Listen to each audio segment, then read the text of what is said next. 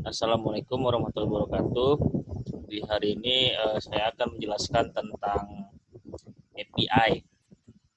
Nah, di minggu ini, salah satu challenge minggu ini kita diminta untuk membuat sebuah aplikasi yang menggunakan API. Nah, ini dia, My GitLab with Bridge. Nah, pertama-tama sih yang saya buat tuh class dulu. Class app extend komponen yang ini. Saya coba buat desain ulang deh di bawah di atas nih.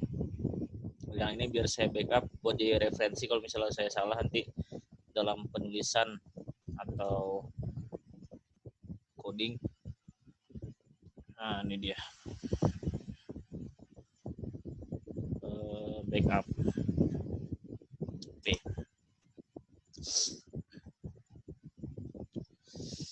Berarti dari sini. Dari sini. Dari sini. Nah, ini dia. Nah, sama kayak seperti biasa, saya menggunakan class untuk fungsi utama di proyek ini. Karena untuk class sendiri saya pikir itu lebih enak itu kalau misalnya kita ngeditin di data, karena dia ada state tuh kayak menurut saya ini yang state nih real time variable. Nah, yang pertama kita buat tuh constructor. Nah, ini nggak tahu sih fungsinya itu apa, cuma selalu saya buat setiap saya membuat aplikasi baru dengan class. Ada constructor, ada super proofs. Nah, ini yang bagian wajibnya. Habis itu this state. Nah, this state sama dengan buka kurung. Nah, this state ini jatuhnya variabel kita, variabel untuk komunikasi lah antara data dengan data yang lain, sama untuk menyimpan data hasil processing atau pre-processing atau post-processing. Jadi kan di challenge kali ini kan kita dikasih ini nih, dikasih kayak ini sih pencerahan bahwa base URL untuk API itu ini https://gitlab.com /API versi 4. Nah, contohlah saya buat variabel di dalamnya base URL, terserah bebas sih namanya, mau base URL, mau URL aja, saya base URL aja. Nah, ini dia. Kalau udah, mungkin kita bakal gunain beberapa variabel lagi, contohnya data API. Nah, ini data yang bakal hasil tangkap atau kita post, kita masukin ke dalam array. Nah, ini untuk struktur utama udah nih, constructor, prop, super, distate. Nah, terus kita mau ini nih, mau main ke bagian tampilin data, itu kan bisa pakai ini render tuh wajib tuh di dalam class itu. Kalau nggak ada render mungkin nggak bisa keluar isi program kita. Render, habis itu return, render titik kurung kurawa, return, baru buka kurung. Nah, ini isi programnya. Tunggu, yang render nih harusnya di luar ini constructor. Nah, di sini dia di bawah class, di sebelah constructor. Nah, ini dia. Jadi dia nggak satu dengan constructor. Di sini dia bagi sendiri render. Nah, selalu diawali div. Nah, kemarin tuh saya sering buat coding di Rix ini, waktu ngasih penjelasan itu jarang buat div. Nah, itu mengakibatkan sering error karena emang di JSX sendiri itu untuk awalnya itu kita pakai div. awal mula ini deh penempatan data kita. Contoh ini kan tes. Nah, kok nggak keluar? Oh, ada nih. Kelihatan nggak? Kelihatan nggak ya? Kelihatan nggak ya? Kelihatan lah. Oh, kelihatan. Oke, tes. Terus data udah, variabel udah, baru kita coba ini main ke bagian kayak postman. Postman kan biasanya kalau misalnya fungsi bawaan tuh pakai fits dia. Cuma kita dikasih tahu sama Mas Abduh itu pakai Axios. Axios. Nah, Axios nih di-download dia. Di-download. Cara downloadnya itu ya dari npm view terminal terminal view terminal. Nah, npm install Axios. Nah, gini aja, nanti dia install tuh, install Axios. Tapi sebelum kita jalankan proyek nih, bagusnya kita install Axios dulu. Misalnya kita nih lagi ngoding nih, ngoding kayak gini kan, lupa Axios yang ini belum terinstall nih. Ya kita close dulu ini. Habis itu di bagian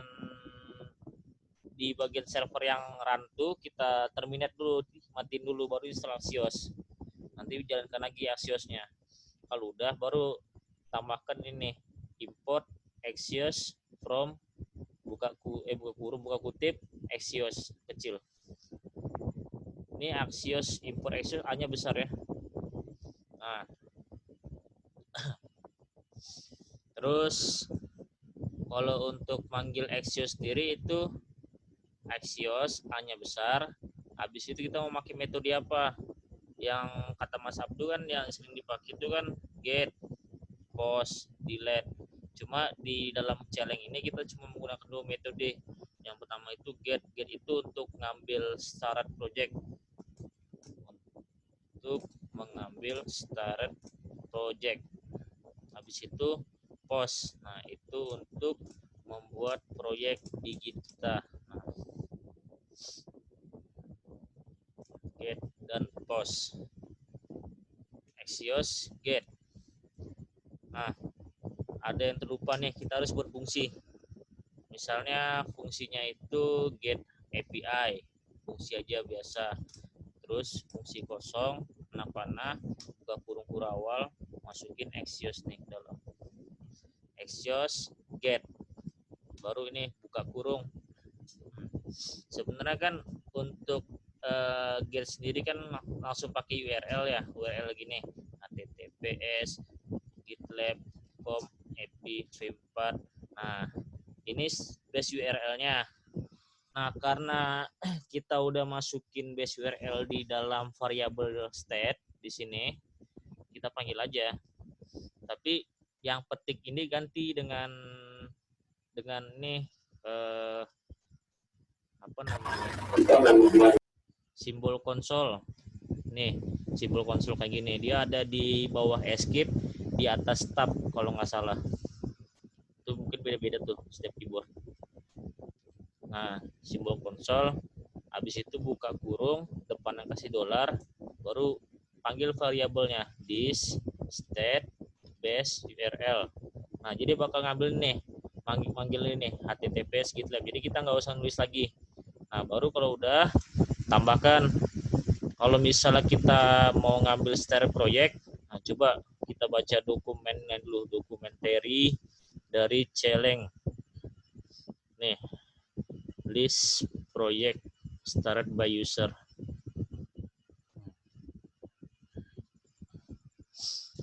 Nah, ini nih.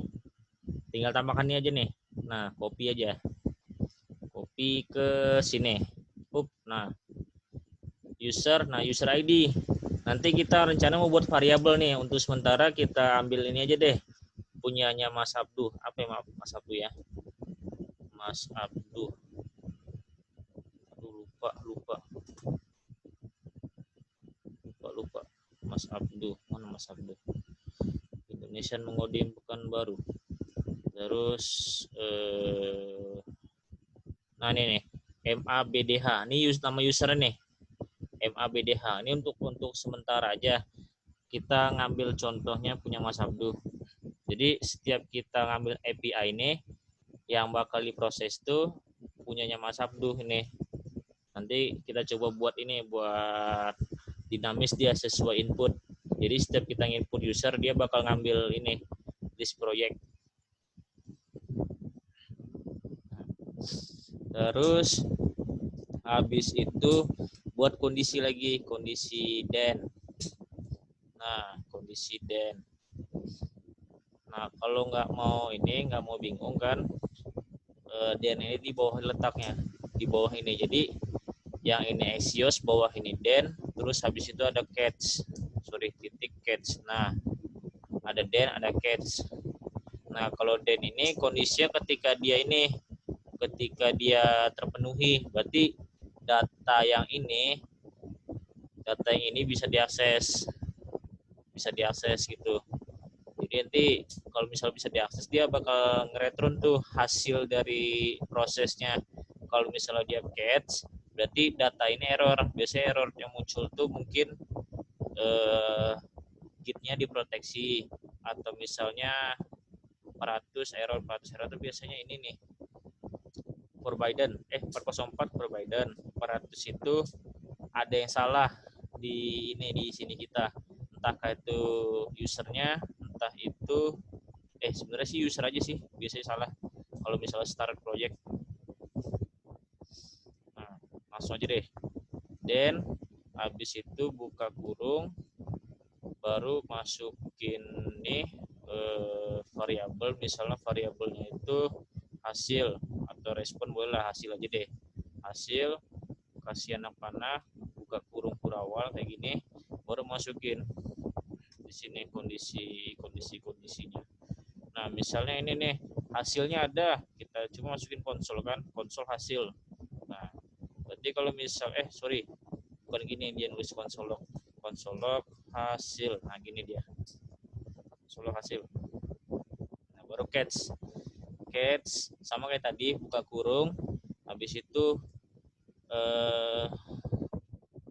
kurung lagi, nggak usah lah, langsung aja error gini aja, error, buka kurung kurawal, habis itu konsol log udah error.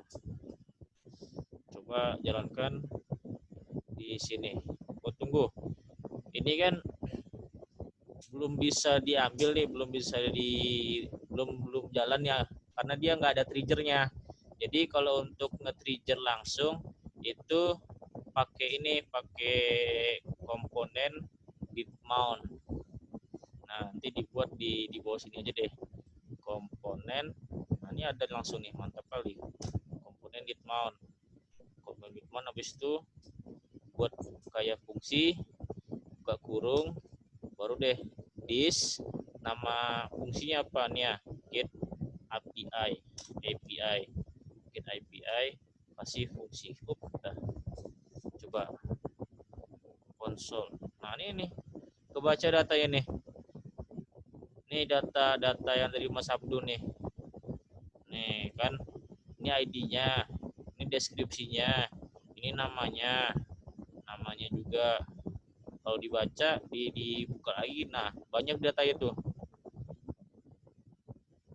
Nah, kalau menurut saya komponen git mount itu gunanya dia waktu kita ngejalanin ini class, dia langsung ngebaca ngejalanin fungsi get API. Jadi kita nggak perlu manggil trigger lagi. Biasanya kan kita mainnya di retro nih, misalnya button on click gitu kan, kayak gini, button misalnya on click. Nah, kan ada kayak gitu kan. Ada juga yang misalnya form ya kan, on submit, kayak gitu, dia masukin fungsinya di fungsi, contoh gitu aja. Nah, sedangkan kalau ini komponen git mount itu, kalau menurut saya ketika aplikasi itu jalan, dia langsung ngebaca sini. Jadi kita nggak perlu nge-trigger lagi, dia otomatis langsung jalan nih fungsi ini. Sama kayak gimana ya, jelasinnya yang jelas sih kayak misalnya gini, kita bangun tidur itu normalnya minum air putih. Nah kayak gitu dia otomatis minum air putih. Jadi kayak aksi yang dijalankan lah setelah ini jalan. Setelah program jalan, ini aksi selanjutnya yang bakal dijalankan. Kurang lebih gitu menurut saya. Jadi program untuk get API-nya udah jalan nih. Berarti data yang ini nih udah kebaca. Nah, sekarang gimana sih kita mau nampilin data ini? Nah, itu kita coba tampilkan di bagian render. Nah, kemarin saya coba riset-riset kan. Itu kalau kita nampilin langsung dia error karena dia objek dalam objek. Nah, jadi di ini dikasih tahulah kita harus pakai ini fragment tuh kayak gini dia, div dalam sini dibuat react fragment, mana ya, titik fragment, ini dia react fragment. Nah udah ada react fragment. Nah jadi react fragment nih bakal manggil ini lagi, bakal nge-return lagi. Jadi value yang di return di sini bakal ditampilin di sini nanti. Nah, kalau bingung langsung coba kita buat aja. Berarti sini ada div, dia fungsi ke return kok. Ada div, habis itu yang data API tadi ini kan masih bentuk ini konsolok ya. Coba kita masukin dulu deh data API-nya itu. Kita masukin ke nih, misalnya ke data API deh. Data API berarti kan this set state. Nah, ini untuk masukin data di set state data API titik 2 hasil. Nah, gini dia. Ini nama key-nya, hasil nih sebagai value-nya masuk ke sini. Nah, kalau udah baru masuk ke sini. Rig fragment, habis itu masuk ke div, baru pakai map this. Tunggu, karena dia variabel pakai ini, pakai burung kurawal. This state data API. Nah habis itu map mana nih, agak lupa. Map. Nah gini dia map. Terus nama variabel untuk di dalam fungsi map ini apa, misalnya data aja deh, data. Nah, habis itu kan anak-anak buka kurung, habis buka kurung baru kita buat. Sebenarnya bisa aja sih langsung kayak gini kan, return. Habis itu contoh kita mau ini deh, mau ngeluarin data ini, buat dulu div-nya dulu. Div, ingat setiap return itu ada div. Misalnya H1 kita mau nampilin data itu tadi data misalnya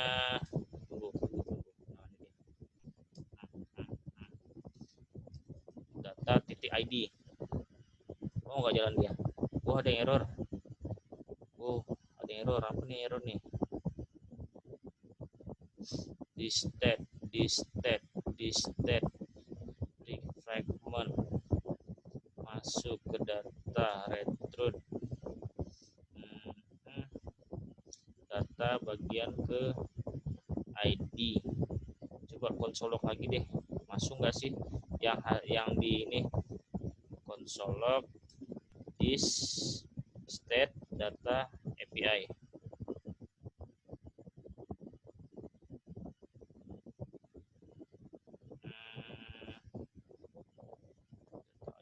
Data API salahnya itu di fragment. Nah di sini juga salah nih, di set state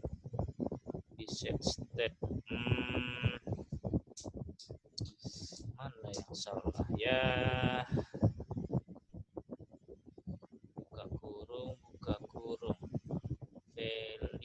tes hasil.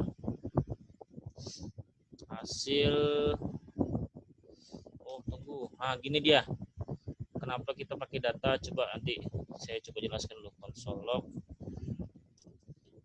awalnya kan cuma ini aja, hasil aja kan. Nah baru keluar nanti nih, ini kan objek nih, hasil dari rendering si API itu. Nah ternyata kontennya Mas Abduh tuh ada di dalam ini, dalam objek data. Nah di sini nih objek data.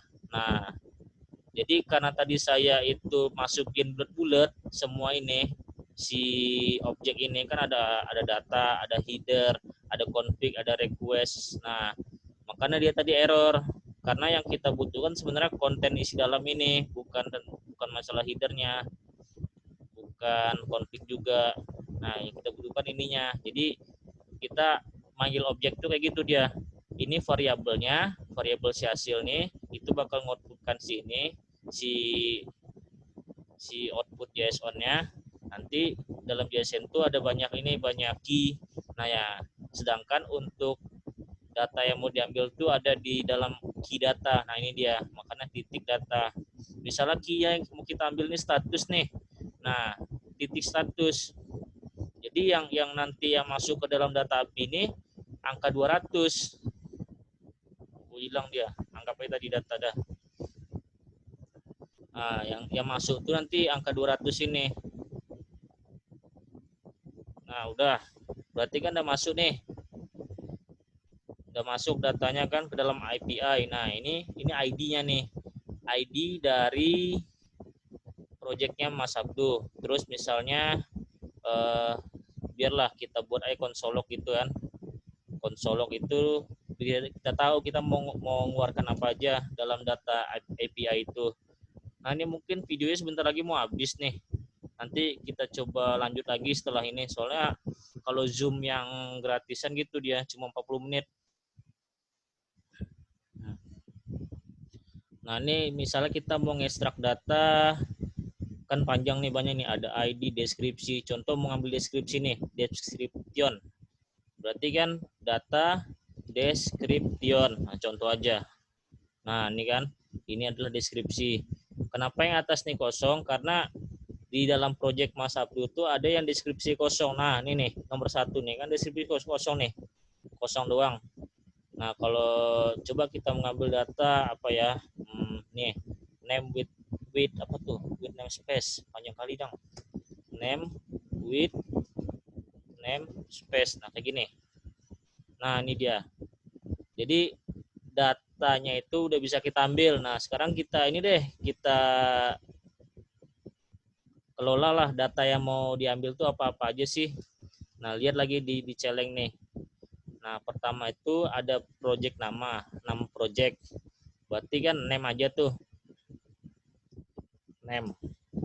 Habis itu ada apa lagi tuh? Name udah ada kan. Habis itu ada deskripsi. Nah buat lagi di bawahnya. Misalnya deskripsi pakai H5 lah, contoh aja. Data description. Nah nih kan ada nih, ini adalah deskripsi. Habis itu kita mau ngambil apa lagi, by author, berarti kan nama tuh, nama user. Nah untuk sekarang kan nama usernya kan kita nggak tahu nih di sini di mana. Kalau waktu saya itu nama usernya saya buat manual dulu, nanti saya buat dinamis ke belakangnya kalau misalnya udah jadi kan. Nah untuk sementara manual aja dulu nama usernya, misalnya Mas Abdu. Nah biar nggak begini deh, nama user titik 2 ini deskripsi nama proyek. Nah gini dah. Apalagi tuh, terus stars count ada nggak di sini? Kalau nggak salah ada sih. Data masuk stars count mana di stars count, banyak kali nyarinya. Stars count nah ini star count nyata, misalnya H4 aja deh. Salah, terbalik. H4 ini start count titik 2 start count gini aja kalau nggak salah ya. Oh salah bukan start count dia, coba lihat lagi datanya dulu apa namanya itu, apakah benar start count start coun. Oh sorry, datanya lupa, data titik start count ini dia nih, data titik start count. Nah baru ada nih satu kan, satu tambahin lah biar bagus kita satu bintang. Nah kurang lebih gini lah, berarti kan datanya udah diekstrak tuh, udah mau. Terus ya udah kita rapin aja lagi, dirapin apa yang perlu dirapin, contoh mau buat kotak, nah itu nanti belakangan deh. Nah sekarang kita coba buat fungsi-fungsinya dulu. Untuk get API kurang lebih udah jalan, terus nampilin datanya udah juga, dari yang API itu udah semua kan. Habis itu kita coba yang create new project. Nah ini saya belum selesai sih, cuma kurang lebih saya mungkin paham logikanya. Nah ini mau saya lanjut nanti. Jadi setelah video ini mungkin kita bakal ngerapiin dulu, ngerapiin tampilan-tampilannya. Nah jadi video ini saya stop dulu recordingnya, nanti saya setelah waktu live-nya habis nanti saya buat lagi. Nah itu ngebahas biar gimana sih ngerapiin ini data-data ini sesuai dengan permintaan celeng kan, buat kotak kayak gini, terus buat kayak 2 kolom, terus yang bagian kiri ini ada pencet-pencetnya, yang kanan ini buat nampilin kayak gini. Nah kayak gitu deh. Nah ini jadi video yang sekarang nih saya stop dulu recordnya, habis itu sembari menunggu waktu habis, kalau misalnya ada pertanyaan tanya aja langsung di Telegram, takut nanti waktunya habis kan, chatnya hilang, nanti pertanyaan nggak kebaca, jadi saya nggak bisa jawab.